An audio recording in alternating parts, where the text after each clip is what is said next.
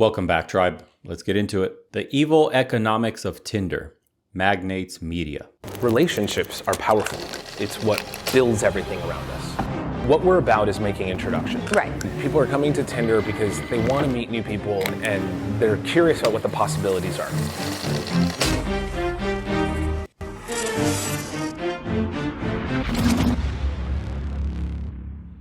You might think that Tinder is designed to help you meet people, find love, find the one, but in reality, Tinder wants none of this. Every time someone finds a partner, they've just lost 2 customers, and that's bad for business. Instead, Tinder has used a genius strategy to monetize loneliness, which has helped it become one of the most profitable apps in the entire world. You see, on the one hand, Tinder is an incredible business success story, and they've managed to completely revolutionize online dating. But on the other hand, there are countless allegations that the company has put profit before people and toyed with the most fundamental human emotion, love.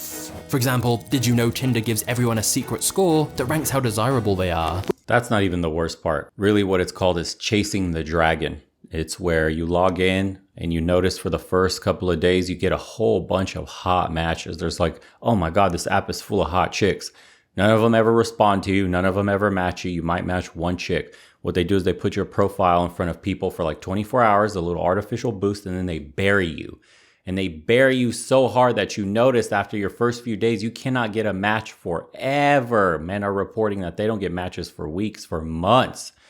Of course, it depends on how attractive you are, but this penalty does apply unless you pay your way to the front. There's the whole business scheme. Which determines how often to show their profile. Or did you know that the creator of rival app Bumble was actually a co-founder of Tinder, but then she quit after suing the company and alleging 2 of her Tinder co-founders sexually harassed her? And did you also know that the company that owns Tinder also owns pretty much all the other popular online matchmaking services? And remember, they are financially motivated to not find you a partner, since that would remove you from their target market. Welcome to the insane story of Tinder.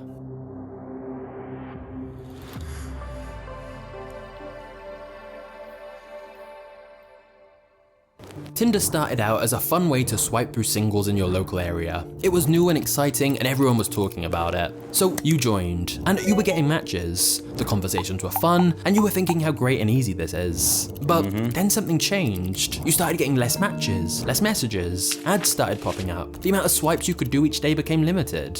Once an app designed to help you meet new people now seemed like an app designed to help you spend more money. The excitement was gone. You were rarely meeting people anymore. Were you doing something wrong? Then you saw an ad for Tinder Gold. It promised to boost your profile and show you the people that were interested in you. You thought, that's what I need. This will get me back to the dates, the fun, the memories. You took out your card and made the purchase. $14.99 a month. It'll be worth it, you remember thinking. And at first, it was. It was like the old Tinder. You were getting matches and messages and dates, but then just like before, it all dried up.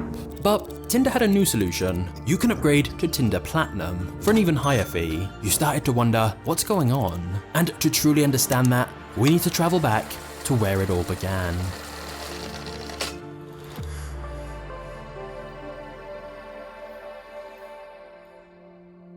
Sean Rad had been studying business at university, but at 18, he realized he was tired of learning about business in class and wanted to create something. He enlisted the help of some friends studying computer science and proposed to them an idea for an all-in-one tool for messaging and video chat, which they called Orgu. However, after months of work, Sean's first business was not a big success at all. But it did do one thing. It made Sean realize that with a little help, he could create almost anything. So Sean began brainstorming more ideas, and together with his college friend Justin Mateen, they came up with the idea of a flirting app loosely based on the concept of Hot or Not. And in February 2012, after getting a software engineer called Joe Manoz on board, the 3 of them worked tirelessly for 3 weeks to create a prototype of their idea. The app originally had a thumbs up or down layout, but after showing the prototype to some friends, they realized it would be even better to try and gamify the app as much as possible, which led them to introducing the infamous swipe feature instead, as a way to quickly say yes or no to a potential match. They also originally called the app Matchbox, and the reason they changed the name is really interesting. You see, Sean and his friends had developed the app during a hackathon, which is basically an event that brings computer programmers together to work and collaborate on projects. But this particular one was hosted by Hatch Labs, a startup incubator owned by a giant conglomerate called IAC. And what's interesting is that IAC owned the Match Group, a company which has a majority stake in Match.com, Plenty of Fish, OkCupid, Our Time, and pretty much all of the other most popular dating sites. They have a near monopoly on online dating, so it wasn't that surprising that after the hackathon, they invested in Matchbox. Except the name Matchbox was a little too similar to their dating app, Match.com, so the name got switched to Tinder. In an article about Sean Rad written in Bloomberg Businessweek, they commented that he was awfully evasive when talking about Tinder's relationship with IAC, and they had to ask him about it over and over again before he finally acknowledged that IAC was not just an investor, but the company's majority owner. Of course, at the time, nobody had any idea that very soon, Tinder would become one of the most profitable apps in the entire world. Again, off the backs of simps, constantly simping for matches. The thirst men have for intimacy can never be quenched, man. This is why it's one of the most profitable industries to target men, because male loneliness is at an all-time high today, and it's only going to increase. This kind of industry, these matching networks, apps, services are only going to get even more and more money, more and more profit, become more and more common because more and more men are lonelier. You're going to see, I shit you not, in the future, there's going to be matching agencies for the metaverse where you can find your online digital girlfriend. I'm telling you, it's coming, dude. Men have been getting finessed since the dawn of time when it involves a piece of pussy. It is what it is. This is why none of this will ever stop until we end simping and give men back true meaning, self-confidence, a brotherhood, goals to strive for, character building, self-respect and self-esteem, man. That's all lacking today. So of course, things like this are going to keep booming. It's a booming industry. It's recession proof. You could always count on a horny dude to get finessed out of his wallet, even during a downturn.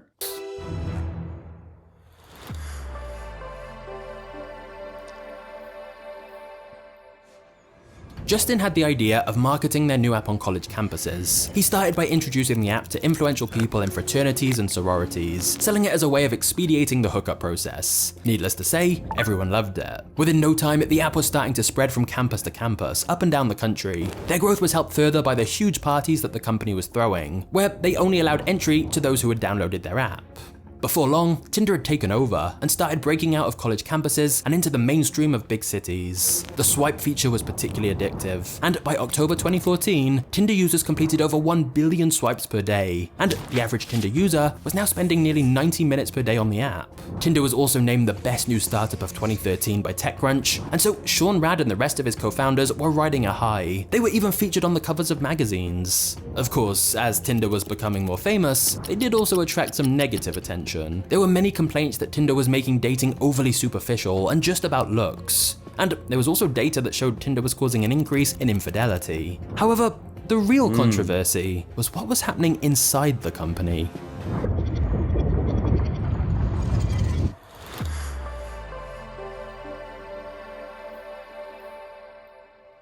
In 2014, Whitney Wolfe, an early co-founder of the company, filed a sexual harassment charge against Tinder, claiming that Justin Mateen, her ex-boyfriend and Tinder co-founder, had sent her threatening and abusive text messages, and that the Tinder culture was misogynistic and she'd been stripped of her co-founder status because she was a girl. The accusations caused a huge divide on the Tinder board, segregating staff into two sides, threatening to bring the whole company down with it. Eventually, a settlement was reached for around $1 million, although no wrongdoing was admitted by anyone involved. But here's the real plot twist. After quitting the company, Whitney then went on to found Bumble, a direct competitor of Tinder, with a very similar concept and design. The two companies would go head. Except Bumble sucks, man, because women have to message you first and women never make the first move. It's so stupid. You can match so many people, and unless, again, you have to be absolutely ridiculously hot. And I've talked to women that I've matched from Bumble, and they say the same thing.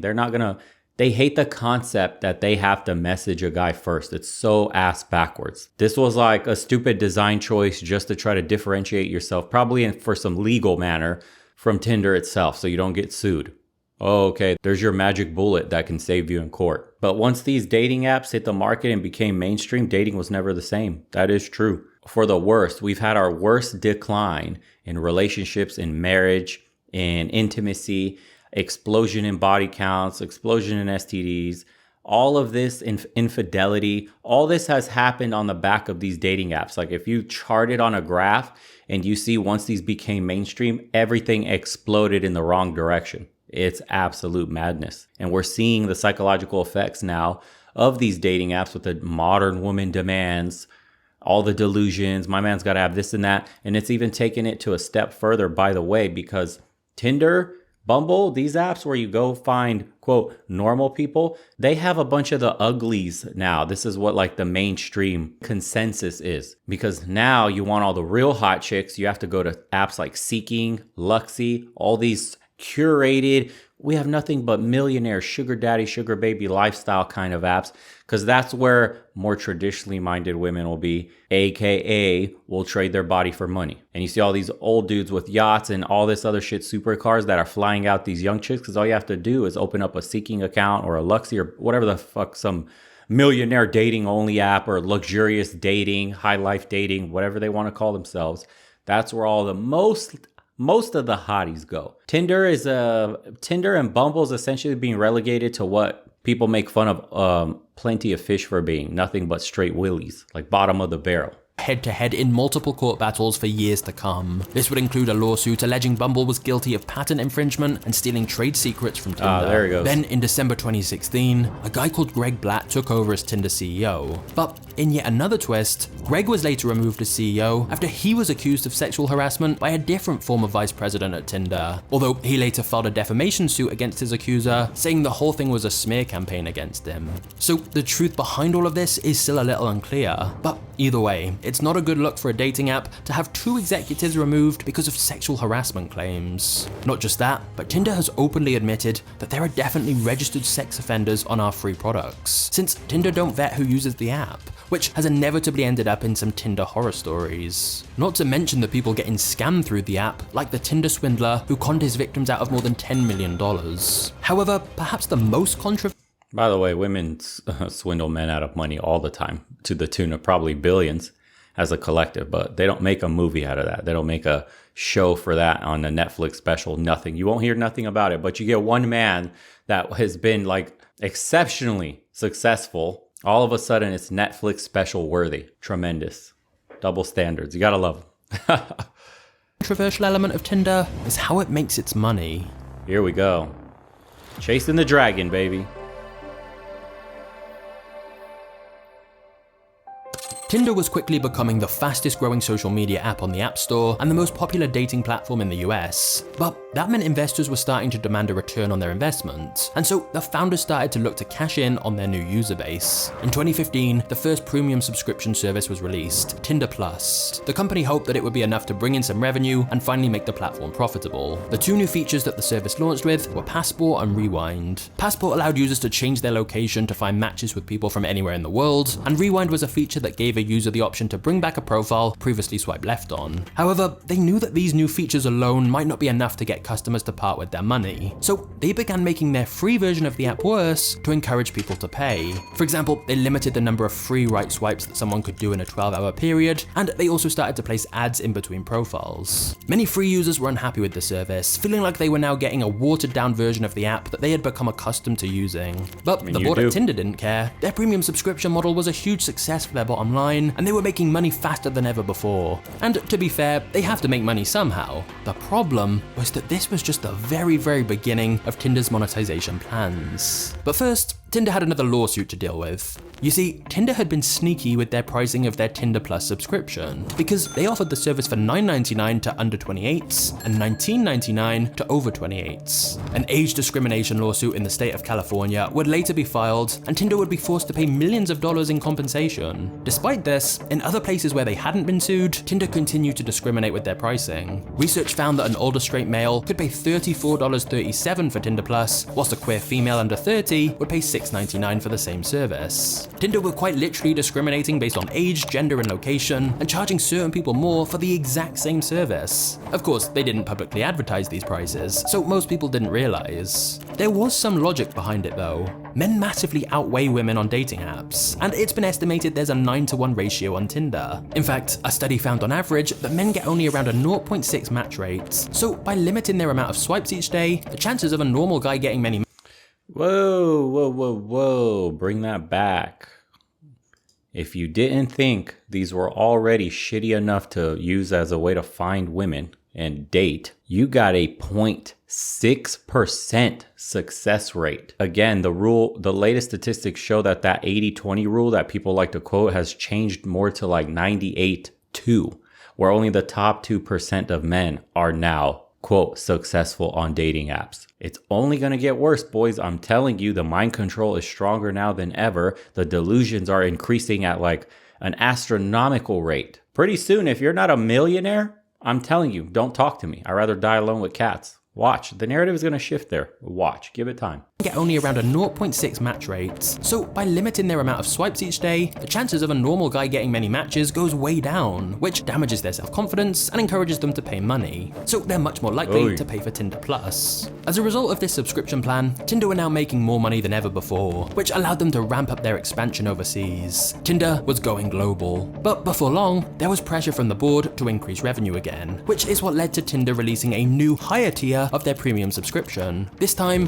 called Tinder Gold. For an extra $5 a month, or $10 extra if you're over 30, you'd be able to see the profiles that were swiping right on you and get one free profile boost per month. Now, profile boosting was something that was introduced to allow you to pay to put yourself at the front of the queue, increasing your chances of getting matched. It was around this time that free users started to report they were seeing a significant dip in interactions, but more on that later. The extra features and higher price point would mean that Tinder was now becoming not just one of the most popular apps on the App Store, but one of the most profitable too. Tinder ignored the ever-growing community of loyal fans that were complaining the app was turning its back on its very users that had made the app so successful, and instead, Tinder released a third, even more premium subscription tier, this time for $19.99 per month, or more if you're over 30 of course. Oh my and for this, God. you could be the lucky holder of a Tinder Platinum subscription. This allowed you the ability to message people before even matching with them, thus negating the whole mutual attraction system that Tinder was literally founded on. And to make matters even worse, in September 2019, the US Federal Trade Commission sued Tinder's parent company, the Match Group, for knowingly using and/or creating fake users to bait men into paying for subscriptions. There we go, and that's the one I'm talking about, Chasing the Dragon. They would put profiles of hot chicks in front of you that were fake and getting you these matches that of course never responded or responded once and then ghosted you. A man would feel so lucky and get his ego blown up like, oh my God, look at this hot chick that wants to date me. And then they completely dry you up on the app, freeze your ass. And then you're going to be like, shit, I need to message all these hot chicks that I'm swiping on. One of them's going to swipe right on me also. Nope. And you just plunk down. Apparently it's $40 a month now to use Tinder in its quote effective manner. What does that mean? Who knows? It only works probably for like 2 weeks and then you get shadow banned in some form and then there's going to be some other tier and some bullshit you got to pay for to get access to. Meanwhile, if you're a woman, just because of the way the game is, you can get on the app for free. You're incentivized for free because it's a 9-to-1 ratio. They're desperate to have you on there. So of course they're not going to charge you. And all the men they show you are going to be the absolute top quality. Within the first minute, you're going to have like thousands of matches if you're even remotely attractive as a woman. The technique Tinder uses to get more money from its users is hiding potential matches from free profiles. They tell you that you have all these people that have swiped right on you, and all you have to do to see them is pay for the subscription. But Tinder still had even more monetization tricks up its sleeve. For example, if you wanted even more profile boosts so your profile could be shown to more people, you could be charged up to $70 for it. You could also pay for priority likes, or you could pay for super likes, which puts your profile in a different color, which Tinder says helps you stand out even more, or possibly just look more desperate. The point is, Tinder loves all these different microtransactions because it gives you every opportunity to solve your own loneliness with money. Tinder has succeeded in turning dating into more of a game, but it's become more of a pay-to-win game, where the odds become more and more stacked against you if you don't give them money. And of course, if you did upgrade but then cancel, your matches would likely plummet. And once you've had a taste of success, it'd be hard to go back to having so few matches again. So it helps to keep you hooked every month.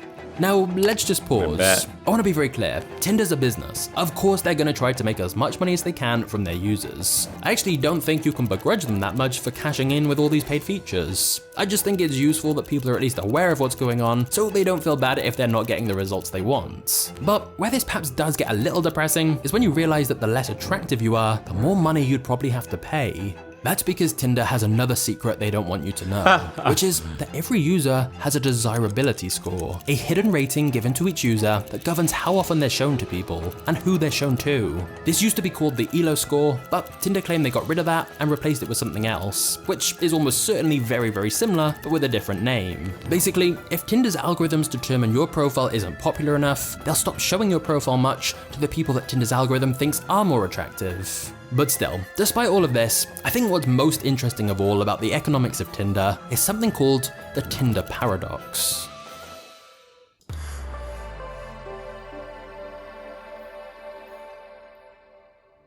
It's clear that every app on the App Store is trying to make you spend as much time on it as possible, and some apps even use artificial intelligence to predict exactly what to show you to stop you from logging off. For example, an app like TikTok keeps you engaged by learning more and more about you, so it can show you more tailored videos that it knows you'll want to see. However, the problem for Tinder is that the better the app is at matching you to someone, the less money they'll make.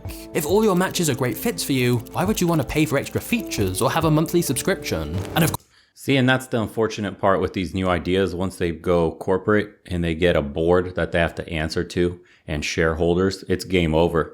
The shareholders and the users rarely align in their interests. It has now become a cash grab where you're the cow and you're getting milked for every drop you have just to be able to get some sporadic matches here and there. This is why I keep telling you guys, delete these dating apps.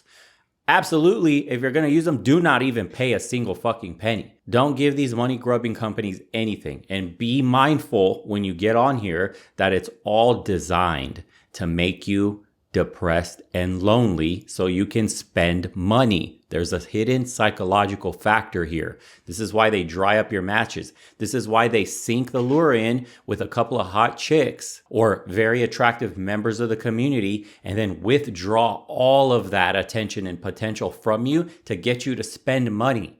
It's poison for your brain. And of course, for every successful match Tinder facilitates, if they are actually a perfect match and get in a relationship together, Tinder just lost 2 customers. This is a huge conflict of interest, and you can start to see why they may not want you to find the one after all. So how does Tinder increase user retention, and how does this affect you? The main method for this is to stagnate the matches. When you first create your profile, you'll be presented with a nice amount of matches. You'll feel great and have a positive experience. You see? This is because Tinder initially boosts your profile to give you some dopamine hits to get hooked on the app.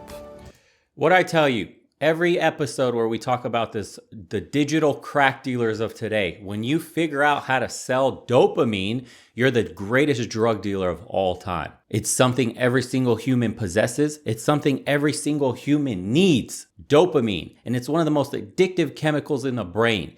Once you get a taste of it, you want more, more, and more. And it happens subconsciously. You don't even know it. You're consuming a product and it's completely enslaving your mind. This is why social media has exploded the way it has. This is why TikTok has exploded the way it has. TikTok, they're the king drug dealers of dopamine right now. Digital crack. That's what we're in. We're in the age of digital crack. They're going to look back on this 100 years from now and go, oh my God, I feel so bad for them. They were ill-equipped to deal with this kind of technology. It came on so fast, so strong, and it upended tradition and norms in society. It's absolutely nuts what social media and dating apps has done to us.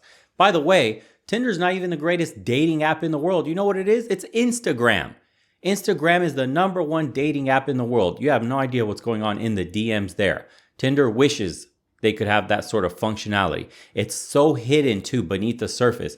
It's an Instagram profile. You're not a degenerate on a dating app. You're not looking for love on a hookup app. It's just a nice old Instagram profile where some chick can post some thirst traps here and there. A guy posts some thirst traps here and there, flaunting money, flaunting your body, etc. Vice versa. A DM gets slid in. Boom.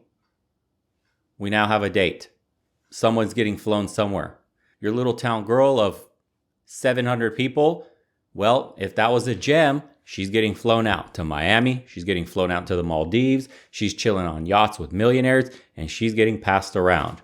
and then flown back, and you are none the wiser. She could look like the good girl next door. Insanity. But pretty soon, those matches will start to tail off. But just as you're thinking about deleting the app, your phone will buzz. A notification from Tinder. It's a match. Just like that, dopamine is released in your brain and you're hooked again, back to swiping in search of more matches. It's reported that Tinder uses data science to know how often the average person needs to receive a match in order to regularly use the app. They'll also know the average number of matches before someone finds a date and deletes the app. So Tinder tries to keep you in this Goldilocks zone of just the right amount of matches to keep you happy, but not happy enough to delete the app. Of course, it should be acknowledged that Tinder has absolutely helped many people find love. The Tinder paradox is just a reminder that for Tinder, it'd be much better if you didn't.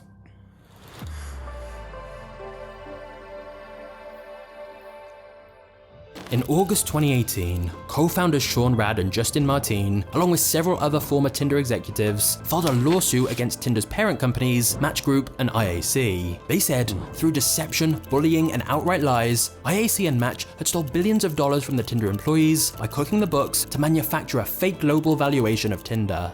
Basically, they were claiming Tinder's parent company gave a false valuation of the company in 2017, which meant the shares belonging to Tinder's co-founders and some of the early employees were worth considerably less than they should have been. And they were demanding $2 billion in compensation. It took several years, but by late 2021, Match Group settled the legal dispute and agreed to pay Tinder's co-founders and original team $441 million. Ouch. All in all, the Tinder story is full of drama, but from a business and marketing perspective, Tinder is really inspiring. How an app made in just 3 weeks could completely revolutionize the way an entire generation meets new people, through a combination of clever marketing strategies, gamifying the dating experience, and using some slightly questionable methods. Tinder has become the biggest dating app in the world. And I have to say that but at what cost? Even though this video has looked a little more at the darker side of Tinder, personally when I've used it in the past, it was a really great experience and a lot of fun. So what do you think? Is Tinder simply a good business model, or has Tinder lost sight of the principles it was founded on in its quest for more and more profits? And do you think Tinder has improved dating by making it easier to connect with new people? Or, as some think, do you think it's created a whole host of new problems? One thing is, I believe online dating has made single women overall less happy, less likely to find a long-term partner, pair bonding problems, and more at risk of sexual violence. Yeah, you're meeting some random guy because you're dumb enough to go to his house directly off a Tinder match. Is for certain. Thanks to Tinder, dating will never be the same. Yeah, at what cost though? Is this worth it? Yes, we can say from a business perspective that this was absolutely revolutionary. It was an ingenious plan. Okay, it took them 3 weeks and they completely changed the world. It wasn't just a good business plan, and they didn't just strike gold. They altered the landscape of social interactions between men and women. We're never going back to what it used to be. You know, it's like a Pandora's box moment for humanity. We're not used to having all this choice, man. It's unnatural. We're not used to having all these matches. The fact that you can replace your partner at the flick of your finger absolutely devalues your relationships. It affects your ability to pair bond, men and women. The amount of damage for women, especially where they build up every single guy they're about to go on a date with, and in their heads, they do the Disney happily ever after. He's the one that's going to marry me, etc. They have to open them up. They have to open themselves up first in order to give themselves to a man. And a vast majority of these men have absolutely no intention of committing, getting married, settling down with any of these chicks on hookup apps. So these women are literally getting pumped and dumped. The 1,000 cock stare comes 10 years earlier, 15 years earlier than it used to. Hitting the wall, we say 30. Boys, but have you seen some of the 25-year-olds walking around? There's TikToks with young women as young as 18. By 20, some of them got 50, 60, 100 body counts. You tell me if this was a net positive on humanity. I'm going to have to go with no, it wasn't. And how do we know? Because again, the statistics we mentioned earlier are absolutely in the dump. People are less happy than they've ever been today. People are more disconnected than they've ever been today. Most people today, the young crowd, has never been in a long-term relationship and never even opened themselves up deeply to somebody before. People don't know what real intimacy is. They don't show deep love for one another. You're one swipe away. We're in the instant gratification age.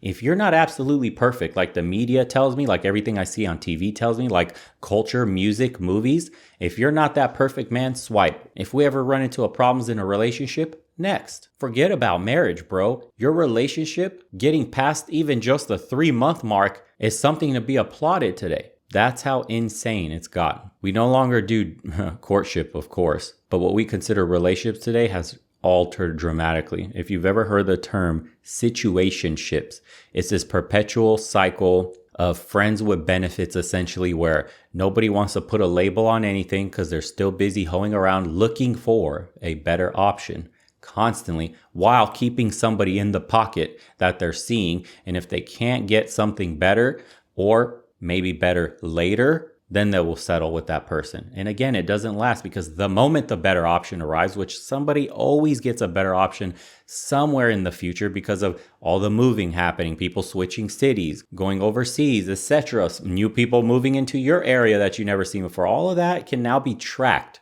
We can see all the new bodies coming and going in your vicinity. What do you think that does to somebody's brain? Interpersonal relationships, working on your problems, coming together as one? That's a pipe dream, bro. You have to go to a traditional country where gender norms and marriage norms are still upheld rigidly. That's your only chance. If you want to get married and you're doing it here in the West, you're an absolute clown. You'd be an absolute fool. And we're not going to get into the whole conversation of the laws, the narrative against you, divorce court, etc., all that stuff. We already know it's bad. But you're going to put your entire future at risk. Every little nut you worked to save for the winter, everything, your life savings, over somebody that was partaking in hookup apps right before meeting you, or was the reason you met. I'm sure there's going to be some stories of, I've met my wife on a dating app. It was great. Cool story, bro. You're the exception to the rule, and we don't care about that. Great. There's always one guy, one girl,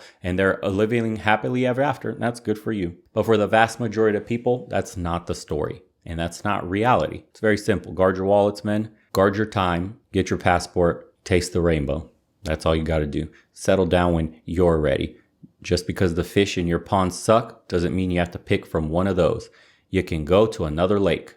The world is bountiful. There's plentiful, all sorts of fish to catch. Focus on yourself. Keep grinding. Keep improving. If you haven't already, join us on the Spartan Challenge. Don't forget to subscribe on Rumble and become a supporter on Locals too. We're starting one-on-one interviews very soon.